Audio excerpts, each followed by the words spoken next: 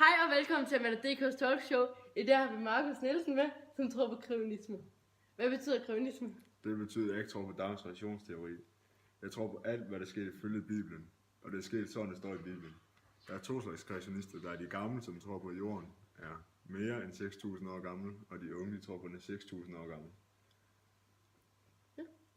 Nu stiller jeg lige en spørgsmål til dig, og så skal jeg bare lige svare på det, ikke? Ja, okay. Okay, hvor gammel er jorden? Den er 6.000 år gammel.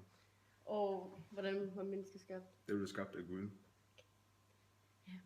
Og lige om lidt så får vi besøg af Thomas Brandsen, som tror på darwinisme. Her har vi Thomas med, som tror på darwinisme. Kan du forklare, hvad darwinisme er? Darwinister, det er også der tror på Darwins teorier, og som for eksempel evolutionsteori. Kan du så forklare lidt mere om evolutionsteorien? Evolutionsteorien går ud på, at for eksempel en giraf, de har engang haft ikke en særlig lang hals, men den er så blevet længere, så de kan nå op til de øverste blade. Og de bliver ved med at udvikle sig, så de bliver højere og højere, så de kan nå de allerøverste blade af træerne. Okay. Hvor gammel mener du så, at jorden er? Jorden den er 4,59 milliarder år gammel cirka. Og hvordan blev mennesket skabt? Mennesket er skabt ved, at aberne de har udviklet sig, så de har fået større hjerner og blevet klogere, og deres kranium har ændret sig, og at vi går på to ben. Ja.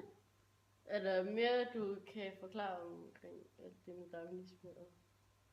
Darwinister tror også på, at jorden ikke er blevet skabt af Gud.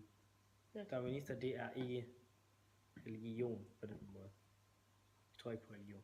Så det er bare noget, der en ting, man tror på, som... Altså, Ja. Er det? Det er ligesom folk, der ikke har religion. Okay. Ja, det var alt det for i dag. Så ja.